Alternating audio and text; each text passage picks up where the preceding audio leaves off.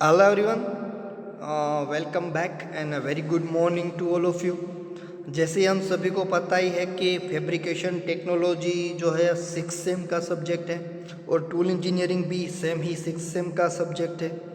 और हमको जो प्रिपरेशन करनी है वो भी फिफ्थ एंड सिक्स्थ दोनों ही सब्जेक्ट की करनी है। तो बहुत ही ज़्यादा टेंशन मत लेना एंड डीप में वो चीज़ें मत लेना, क्योंकि जो हमारा सिक्स से सेमेस्टर भी स्टार्ट हुआ है तो उसमें स्टार्टिंग से ही हम फोकस करें। और अगर फैब्रिकेशन टेक्नोलॉजी की हम बात करते हैं तो ये सब्जेक्ट बहुत ही हार्ड सब्जेक्ट नहीं है। थोड़ा सा आप फोकस करके इसके ऊपर कंसंट्रेशन करके वर्क करोगे तो आपको स्टार्टिंग से ही ये चीज़ समझ में आएगी। और ये जो सब्जेक्ट है वो भी थोड़ा कंपेरेटिवली थोड़ा इजी सब्जेक्ट है। जो हमने बोला था कि ME2 में ऑलरेडी हमने वेल्डिंग के बारे में पढ़ ही लिया है, कितने टाइप्स की वेल्डिंग होती है, क्या वेल्डिंग होती है। सो हमको पता ही है कि वेल्डिंग के रिलेटेड कोई भी क्वेश्चंस अगर हम आते हैं तो हमने ऑलरेडी वो डिस्कशन किया है। जब भी हमने वेल्डिंग का पोर्शन देखा था तो उसमें भी AC DC polarity, equipment of welding, वो सारे चीज़ें हमने कवर अप किया ही है। तो मतलब वहाँ पे भी हमको ऑलरेडी 19% नॉलेज तो मिल ही गया था, राइट। सो बहुत ज़्यादा टाइम वेस्ट ना करते हुए आज का जो लास्ट टॉपिक है, लास्ट सेशन है फर्स्ट चैप्टर का, वो हम लेते हैं। इसके बाद हमारा फर्स्ट चैप्टर जो है इंट्रोडक्शन ऑफ फैब्रिकेशन टेक्नोलॉजी, वो यहाँ पे ख़त्म हो जाएगा। और इस चैप्टर में से जैसे हमने बात की थी तो 4 to 6 मार्क्स का क्वेश्चन पूछे जाएंगे GTU में।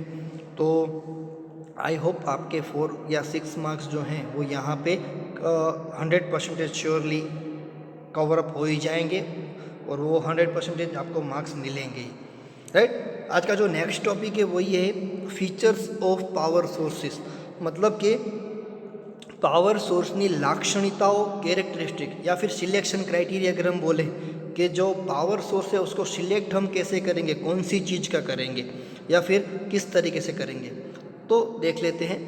फर्स्ट जो हमने देखा था कि स्टैटिक एंड रोटेटिंग બંને પ્રકારના હોય છે। मतलब जो पावर सोर्स है वो दोनों ही टाइप के अवेलेबल होते हैं, स्टैटिक भी होता है और रोटेटिंग भी होते हैं। तो दोनों ही टाइप के पावर सोर्सेस अवेलेबल हैं, तो वो उसकी एक स्पेशल फीचर है। दूसरा, करंट कंट्रोल કરવા માટે જુદી જુદી પદ્ધતિઓ હોય છે। जो करंट्स की हम बात करें उसको कंट्रोल करने के लिए अलग अलग पैनल, अलग अलग कंट्रोल मैकेनिज्म उसके अंदर दिया गया है, तो वो भी उसका एक फीचर है। AC અને DC उपरांत AC DC कंबाइंड आउटपुट મળી શકે છે।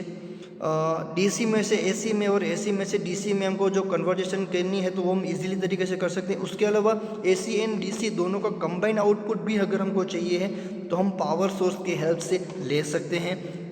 फोर्थ, કોન્સ્ટન્ટ કરંટ અને વોલ્ટેજ પ્રકારના હોવા ઉપરાંત અચળ કરંટ અને અચળ वोल्टेज બંને આપી શકે છે।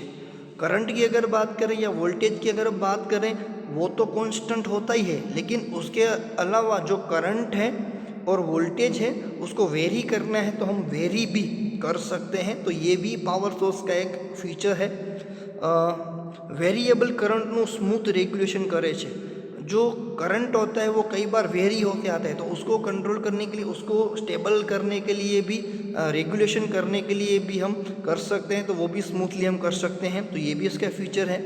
वेल्डिंगની प्रक्रिया चालू હોય ત્યારે પણ કરंट रेगुलेशन થઈ શકે છે। जैसे हम बोलते हैं कि वेल्डिंग करने से पहले तो हम प्रिपरेशन करते हैं कि कितना करंट होगा, कितना वोल्टेज होगा, वो सारी।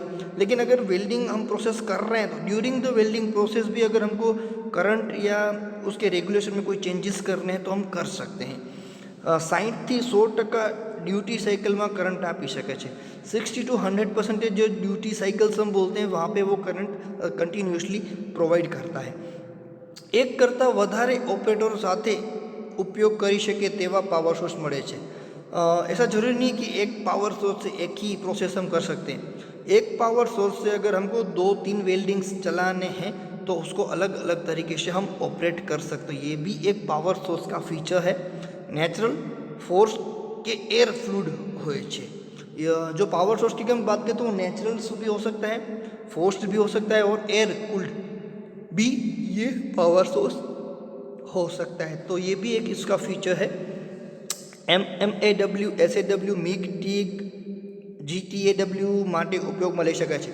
પાવર સોર્સ की बात करें और फैब्रिकेशन की बात करें तो जितनी भी वेल्डिंग है, जैसे मतलब बोलते हैं ना, submerged arc welding, MiG welding, metal inner task welding, tungsten inner task welding, right, वो जितनी भी हमको पता है वो सारी ही पावर सोर्सेस से हम उसको प्रोसेस करके वेल्डिंग कर सकते हैं। सारी प्रोसेस की वेल्डिंग हम कर सकते हैं।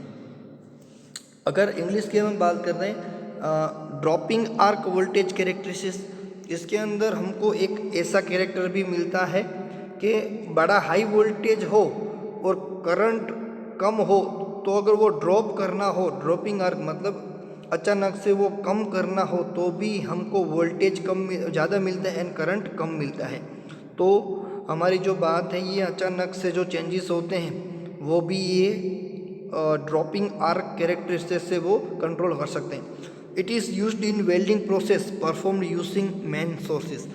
ये ड्यूरिंग द वेल्डिंग प्रोसेस भी हम कर सकते हैं। जैसे हम बोला था कि कई बार आदमी है वो एक बार सेटिंग कर लेता है और उस सेटिंग को चेंज करना है वेल्डिंग के दरमियान, तो वो अगर ये करता है तो भी कम करना है तो अचानक से कम कर सकता है, और डिक्रीज़ करना है तो वो अचानक से डिक्रीज़ भी कर सकता है, इंक्रीज़ करना है तो अचानक से इंक्रीज़ भी कर सकता है। ये एक फैसिलिटी फीचर्स भी हमको पावर सोर्स में देखने को मिलता है।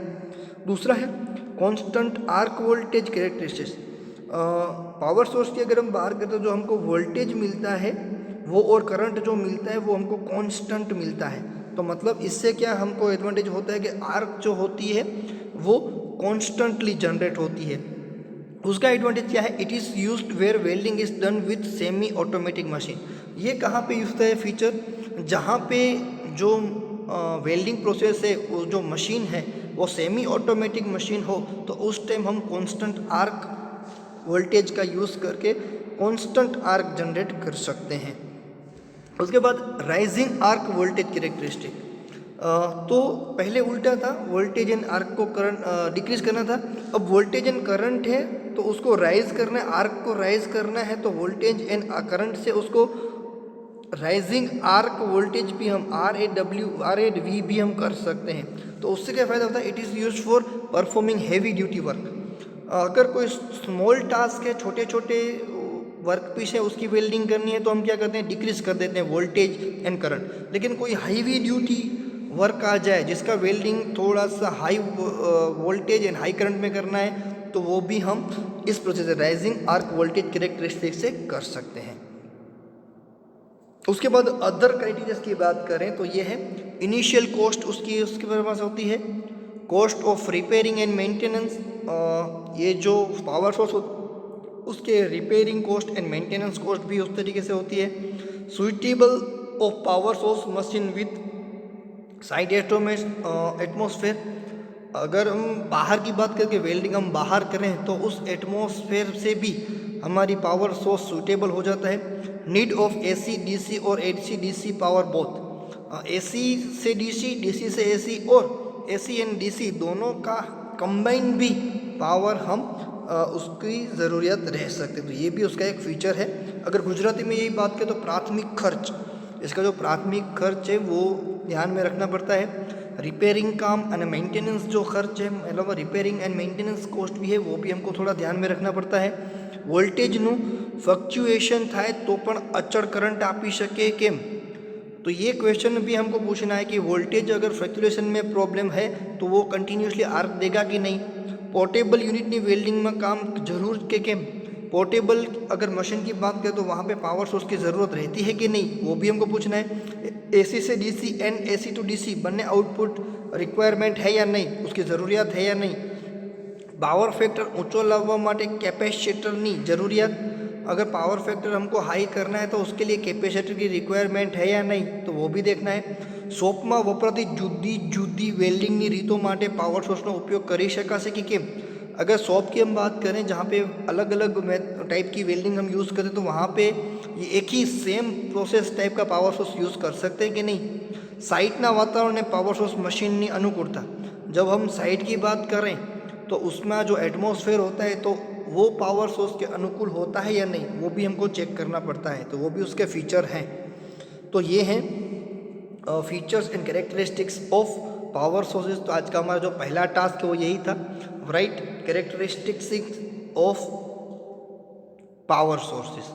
उसके बाद एक जीटीयू में हमको क्वेश्चन इंपॉर्टेंटली पूछा जाता है, list national and international fabrication industry. International અને નેશનલ ફેબ્રિકેશન ઇન્ડસ્ટ્રી કઈ કઈ છે એના નામ લખો। एंड बीजो क्वेश्चन है थर्ड पार्टी इंस्पेक्शन एजेंसी का नाम लिखना है, right and list various third party inspection agency. तो हमने यहाँ पे थोड़ा बहुत सा लिखे हुए चीज़ें, जैसे नेशनल अगर इंडस्ट्री की हम बात कर रहे हैं, national and international fabrication industry की बात करें तो aircraft industries, ship building industries, automobile industries, machine tools industries, pressure vessel industries, rail road industries, house hold equipment industry, jig and fixture industry, repair and maintenance industry, ये सारी industry national and international fabrication technique industries हैं जिसको हम बोल सकते हैं। तो सबसे पहले आपको 2 मार्क्स में 3 मार्क्स में ऐसा क्वेश्चन पूछा जाए, list of national and international fabrication industry, तो हम इतनी लिख सकते हैं 9। फिर से एक बार, aircraft industry, ship building industry, automobile industry, machine tool industry, pressure vessel industry, rail road industry, house hold equipment industry, jig and fixture industry and repair and maintenance industry. तो 9 टाइप की इंडस्ट्रीज हम लिख सकते हैं।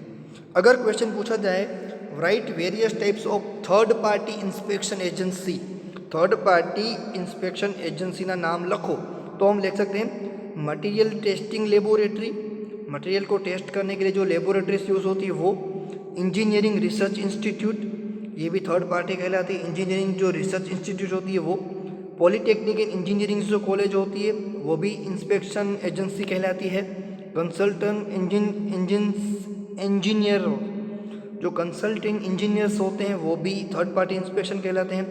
Inspection branch of DGS&D, inspection की एक branch है DGSD, और इंस्पेक्शन की दूसरी ब्रांच है SPCD, तो ये भी थर्ड पार्टी इंस्पेक्शन कहलाती है, राइट।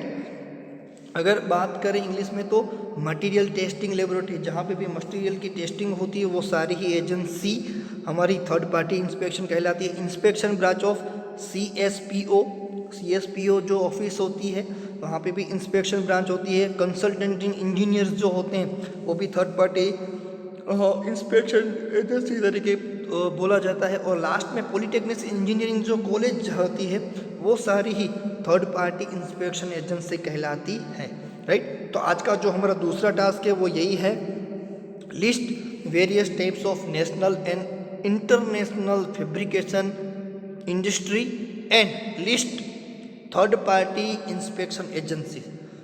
इंटरनेशनल અને નેશનલ ફેબ્રિકેશન ઇન્ડસ્ટ્રીઓના નામ લખો અને થર્ડ પાર્ટી ઇન્સ્પેક્શન એજન્સીઓના નામ લખો, राइट।